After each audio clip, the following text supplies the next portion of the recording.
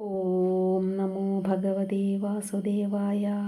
ഓം നമോ ഭഗവതേ വാസുദേവായ. ഓം നമോ ഭഗവതേ വാസുദേവായ. സർവം കൃഷ്ണാർപ്പണമസ്തു. നമസ്കാരം. ഇന്ന് നമ്മൾ കർമ്മയോഗത്തിൽ 28, 29, 30 എന്നീ ശ്ലോകങ്ങൾ നോക്കാം. ആദ്യം 28-ാമത്തെ ശ്ലോകം. തത്വവിത്തു മഹാബാഹോ ഗുണകർമ്മ വിഭാഗയോ ഗുണാഗുണേഷു വർത്തന്തേ ഇതി മത്വാ ന സജ്ജതേ. അപ്പോൾ വാക്കുകളുടെ അർത്ഥം നോക്കാം. ഗുണകർമ്മ വിഭാഗയോ എന്ന് പറഞ്ഞാൽ ഗുണവിഭാഗത്തിൻ്റെയും കർമ്മവിഭാഗത്തിൻ്റെയും. മഹാബാഹോ എന്ന് പറഞ്ഞാൽ പരാക്രമശാലിയായിട്ടുള്ള അർജുന. തത്വവിത്ത് എന്ന് പറഞ്ഞാൽ തത്വത്തെ അറിഞ്ഞ ജ്ഞാനിയാകട്ടെ. ഗുണ ഇന്ദ്രിയങ്ങൾ, ഗുണേഷു ശബ്ദാദി വിഷയങ്ങൾ, വർത്തന്തേ എന്ന് പറഞ്ഞാൽ വ്യാപരിച്ചുകൊണ്ടിരിക്കുന്നു. ഇതി എന്നിങ്ങനെ, മത്വ അറിഞ്ഞ്, ന സജ്ജതേ താൻ കർമ്മം ചെയ്യുന്നവനാണെന്ന് അഭിമാനിക്കുന്നില്ല. ഇനി ഇതിൻ്റെ വ്യാഖ്യാനം നോക്കാം. ഭഗവാൻ പറയാണ്, മഹാബാഹുവായിട്ടുള്ള അർജുന, ഗുണകർമ്മ വിഭാഗങ്ങളുടെ തത്വം അറിയുന്ന ഒരാളാകട്ടെ ഗുണങ്ങളിൽ പ്രവർത്തിക്കുകയാണ് എന്ന് മനസ്സിലാക്കുന്നതിനാൽ ആസക്തനാവുന്നില്ല. ഇതാണ് ഭഗവാൻ പറയുന്നത് അർജുനനോട്. ഗുണകർമ്മ വിഭാഗങ്ങൾ എന്നുള്ളതിൻ്റെ തത്വങ്ങളൊക്കെ അറിയുന്ന ഒരാളാണെങ്കിൽ ഗുണങ്ങളിൽ പ്രവർത്തിക്കുകയാണ് എന്ന് അറിവുള്ളതിനാൽ ഒന്നിലും ആസക്തനാവുന്നില്ല. ഗുണകർമ്മ വിഭാഗങ്ങൾ ഇനി പിന്നീട് വിവരിക്കാം. അണുജീവി മുതൽ ആന വരെയും പരമാണു മുതൽ നക്ഷത്രക്കൂട്ടം വരെയും കാണുന്നതിൽ ഓരോന്നിനും സ്വധർമ്മമുണ്ട്. നമ്മളിപ്പോൾ പ്രപഞ്ചത്തിലേക്ക് നോക്കുകയാണെങ്കിൽ അണുജീവിയെ കാണില്ല. അപ്പോൾ നമ്മൾ ഉണ്ടെന്ന് നമുക്കറിയാവുന്ന ഏറ്റവും ചെറുതായിട്ടുള്ള അണുജീവികൾ മുതൽ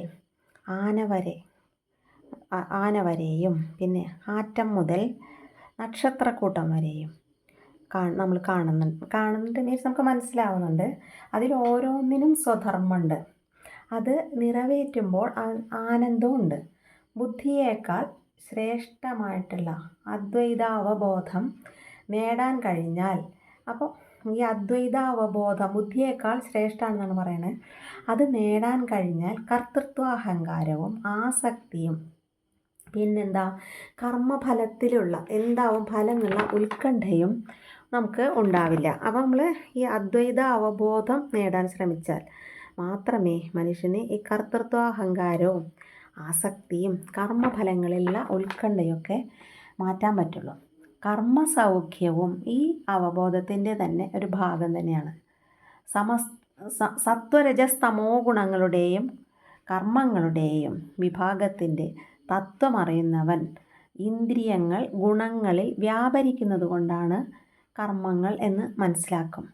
ഈ സത്വം, രജസ്, തമസ് എന്നീ ഗുണങ്ങളുടെയൊക്കെ തത്വമൊക്കെ അറിയുന്ന ആൾക്കാർക്ക് മനസ്സിലാവും എന്താണെന്ന് വെച്ചാൽ ഇന്ദ്രിയങ്ങൾ ഈ ഗുണങ്ങളിൽ വ്യാപരിക്കുന്നത് കൊണ്ടാണ് കർമ്മങ്ങൾ എന്ന് മനസ്സിലാവും. അതറിയുന്നവൻ കർമ്മങ്ങളിൽ സക്തനായിരിക്കില്ല എന്നാണ് പറയുന്നത്. ഇനി 29-ാമത്തെ. പ്രകൃതിർഗുണസമ്മൂഢാ സജ്ജന്തേ ഗുണകർമ്മസു താന കൃത്സ്നവിദോ മന്ദാൻ കൃത്സ്നവിന്ന വിചാലയേത്. വാക്കുകളുടെ അർത്ഥം. പ്രകൃതി എന്ന് പറഞ്ഞാൽ പ്രകൃതിയുടെ ഗുണസമ്മൂഢ ഗുണങ്ങളിൽ അഭിമാനിക്കുന്നതിനാൽ വിവേകശൂന്യരായിട്ടുള്ള ആൾക്കാരാണ് ഈ ഗുണസമ്മൂഢ. ഗുണകർമ്മസു ഇന്ദ്രിയങ്ങളിലും അവയുടെ പ്രവർത്തനങ്ങളിലും സജ്ജന്തേ അഭിമാനിക്കുന്നു. മന്ദാൻ ബുദ്ധിശക്തി കുറഞ്ഞവരും കൃത്സ്നവിദ എന്ന് പറഞ്ഞാൽ അറിവില്ലാത്തവരുമായിട്ടുള്ള. കൃത്സ്നവിദ് എന്ന് പറഞ്ഞാൽ എല്ലാം അറിയുന്നവനായിട്ടുള്ള ജ്ഞാനി. ന വിചാലയേത് എന്ന് പറഞ്ഞാൽ ചലിപ്പിക്കരുത്. ഇനി അതിൻ്റെ വ്യാഖ്യാനം ഭഗവാൻ പറയാണ്, അർജുന, പ്രകൃതിയിലെ പ്രകൃതിയിലെ ഗുണങ്ങളുടെ ഒന്നും നേരറിയാത്ത മൂഢന്മാർ ഗുണാനുസൃതങ്ങൾ മാത്രമായിട്ടുള്ള കർമ്മങ്ങളിലായിരിക്കും ഇവരെ ആസക്തരാവുക. അതിലവരെ അഭിമാനിക്കുകയും ചെയ്യും. എല്ലാ അറിവും കൈവന്ന ജ്ഞാനികൾ അത് ലഭിക്കാത്ത ഇങ്ങനെ അറിവുകളൊന്നും ഇല്ലാത്ത മന്ദബുദ്ധികളെ ചഞ്ചല ചിത്തരാക്കരുത്. അത് മുമ്പ് പറഞ്ഞിട്ടുണ്ട്, ഒരുപാട് ഉപദേശിച്ചാൽ അവർക്ക് ചാഞ്ചല്യം അനുഭവപ്പെടും. ഞാൻ എന്ന ബോധം മനുഷ്യർക്ക് മാത്രമേ ഉള്ളൂ. മറ്റുള്ള ജീവികൾക്ക് അങ്ങനെ ഒരു ബോധം തന്നെ ഇല്ല. ഞാൻ, എൻ്റെ എന്നുള്ള ഒരു ബോധം അവർക്കില്ല. അത് വാസ്തവത്തിൽ ഞാനെന്ന് പറയുന്നത് ഒരു പടിവാതിലാണ്. അതിലൂടെ നിത്യമായ ഞാനിലേക്കും നേരെ എതിർവശത്തേക്കും കടക്കാം, ഈ സ്വാർത്ഥതയിലേക്കും കടക്കാം. എതിർവശത്തേക്ക് പോയവർ എന്താ വേണ്ടേ? അനുഭവങ്ങളെ കൊണ്ട് തിരിച്ചറിവൊക്കെ ഉണ്ടായിട്ട് തിരിച്ചു പോരണം. പറഞ്ഞ് വിശ്വസിപ്പിച്ചിട്ട് നമ്മൾ ഒരാളെയും തിരുത്താനൊന്നും നമുക്ക് അത്ര പറ്റില്ല. അതുകൊണ്ട് കാര്യമില്ല. ചാഞ്ചല്യം കൊണ്ട് അവരെ അങ്ങും ഇങ്ങും അല്ലാതെ ആവുകയാണ് ചെയ്യുക. ഈ മന്ദബുദ്ധികളെ നമ്മൾ ഒരുപാട് ഉപദേശിച്ചിട്ടൊക്കെ ചെയ്യിപ്പിച്ചാൽ അവർക്ക് ആകെ മനഃശാഞ്ചല്യം ഉണ്ടായിട്ട് അവരൊന്നും അങ്ങോട്ടും ഇങ്ങോട്ടും ഇല്ലാത്ത ഒരവസ്ഥയിലെത്തും. മുന്നൊരു ശ്ലോകത്തിൽ ഇത് പറഞ്ഞിട്ടുണ്ട്. അധ്യാത്മവിദ്യയിലേക്ക് പ്രവേശിക്കണമെങ്കിൽ വേണ്ട ഒരു മിനിമം യോഗ്യത എന്ന് പറയുന്നത് സ്വന്തം അനുഭവത്തിൽ നിന്നുള്ള ജിജ്ഞാസ മാത്രമാണ്. അല്ലാതെ വേറെ ക്വാളിഫിക്കേഷനൊന്നും ഇതിനാവശ്യമില്ല. അപ്പോൾ സ്വന്തം അനുഭവങ്ങൾ ഒരുപാടുണ്ടായിട്ട് അതിൽ നിന്ന് അറിയാനുള്ള ജിജ്ഞാസ ഉണ്ടാവണം. പിന്നെ ഓരോരുത്തർക്കും ഇതറിയാനുള്ള രീതികളും വ്യത്യസ്തമാണ്. ഇതാണ് ഈ ഇതിൽ പറയുന്നത്. ഇനി 30ാമത്തെ ശ്ലോകം. മയി സർവാണി കർമാണി സംന്യസ്യാധ്യാത്മചേതസാ നിരാശീർനിർഗമോ ഭൂത്വാ യുധ്യസ്വ വിഗതജ്വരാ. വാക്കുകളുടെ അർത്ഥം സർവാണി കർമാണി എന്ന് പറഞ്ഞാൽ എല്ലാ കർമ്മങ്ങളെയും മയി പരമാത്മാവായ എന്നിൽ സംന്യസ്യ സമർപ്പിച്ചുകൊണ്ട് അധ്യാത്മചേതസ ആത്മാവിൽ ഉറപ്പിച്ച മനസ്സോടു കൂടിയവനും നിരാശി ഒന്നിനെയും ആഗ്രഹിക്കാത്തവൻ നിർമ്മമ എൻ്റേതെന്ന ആ ഭാവം ഇല്ലാത്തവൻ വിഗതജ്വര ദുഃഖത്തെ ഉപേക്ഷിച്ചവനുമായി ഭൂത്വ ഭവിച്ചിട്ട് യുദ്ധസ്വ യുദ്ധം ചെയ്താലും. ഇതാണ് വാക്കുകളുടെ അർത്ഥം. ഇനി നമുക്കതിൻ്റെ വ്യാഖ്യാനം നോക്കാം. സകല കർമ്മങ്ങളും ഈശ്വരനിൽ സമർപ്പിച്ച് ആത്മബോധത്തോടെ ഒന്നിലും ഒരാശയും അല്ലെങ്കിൽ പിന്നെ എൻ്റേതെന്നൊരു ഭാവവും ഇല്ലാത്തവനായിട്ട് ദുഃഖത്തെയൊക്കെ വെടിഞ്ഞ് നീ യുദ്ധം ചെയ്യുക എന്നാണ് ഭഗവാൻ പറയുന്നത്. അപ്പോൾ എന്താ പറയുന്നത്? എല്ലാ കർമ്മങ്ങളും ഈശ്വരനിൽ സമർപ്പിക്കുക, എന്നിട്ട് ആത്മബോധത്തോടെ ഒന്നിലും ആശയും ഒന്നുമില്ലാതെ എൻ്റേതെന്ന ബോധവും ഇല്ലാതെ ദുഃഖമൊക്കെ കളഞ്ഞ് യുദ്ധം ചെയ്യാനാണ് അർജുനനോട് പറയുന്നത്. അഹങ്കാരത്തിൻ്റെയും സ്വാർത്ഥതയുടെയും അംശങ്ങൾ ഒക്കെ നീക്കം ചെയ്താൽ ഈശ്വരാർപ്പണമായിട്ട് നിർവഹിക്കുകയും ചെയ്യുമ്പോൾ ഏത് കർമ്മവും പവിത്രമായിത്തീരും. ഇപ്പം എങ്ങനെയാണ് ഈ കർമ്മങ്ങൾ പവിത്രമായിത്തീരുന്നത്? നമ്മളിൽ നിന്നുള്ള ഈ അഹങ്കാരം, ഞാനെന്ന ബോധം, കർത്തൃത്വ ബോധം ഇതൊക്കെ മാറ്റിയിട്ട് സ്വാർത്ഥതയുടെയും അഹങ്കാരത്തിൻ്റെയും എല്ലാ അംശങ്ങളും നീക്കം ചെയ്ത് ഈശ്വരാർപ്പണമായിട്ട് ചെയ്യുകയാണെങ്കിൽ എല്ലാ കർമ്മങ്ങളും പവിത്രമായിത്തീരുമെന്നാണ് പറയുന്നത്. ഇവിടെ ഒരേ പാഠത്തെ താത്വിക തലത്തിലും പ്രാപഞ്ചിക തലത്തിലും ഗ്രഹിക്കാവുന്ന രീതിയിലാണ് ഈ കാവ്യനിർമ്മിതി. രണ്ട് തലത്തിലും നമുക്ക് മനസ്സിലാക്കാം.